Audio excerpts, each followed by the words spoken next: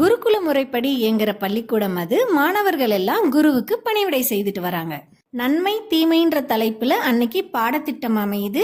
குருவும் அதற்கான விளக்க உரையை கொடுத்துட்டு வர்றாரு. நன்மைனா என்ன, தீமைனா என்ன, அதனால் வரும் விளைவுகள் என்னன்னு மாணவர்களுக்கு புரியும்படி சொல்லிட்டு இருக்காரு. இதெல்லாம் கேட்டுட்டு இருந்த ஒரு சுட்டி பையன் உடனே எழுந்திருச்சு, நன்மை தீமை இது எல்லாமே இறைவனால படைக்கப்பட்டது தானே, ஏன் நீங்க நன்மைக்கு இவ்வளோ முக்கியத்துவம் கொடுக்குறீங்க, நம்ம மற்றவங்களுக்கு நன்மை மட்டுமே செய்யணும்னு சொல்றீங்க, ஏன் நம்ம தீமையை தேர்ந்தெடுக்க கூடாதா அப்படின்னு கேக்குறான். அந்த குரு அதுக்கு விளக்கம் அளிக்காம சிரிச்சுட்டு கிளம்பிடுறாரு. அது பிரேக் டைம்ன்றதுனால எல்லாத்துக்கும் எலுமிச்சைப்பழ ஜூஸ் கொடுக்கறாங்க. ஆனா இந்த கேள்வி கேட்ட பையனுக்கு மட்டும் எட்டிக்காயில ஜூஸ் கொடுக்க சொல்றாங்க. எனக்கு மட்டும் ஏன் இந்த கசப்பான ஜூஸ்னு அந்த பையன் கேட்க, அதுக்கு குரு இதுவும் இறைவனால படைக்கப்பட்டதுதான், குடின்னு சொல்றாரு.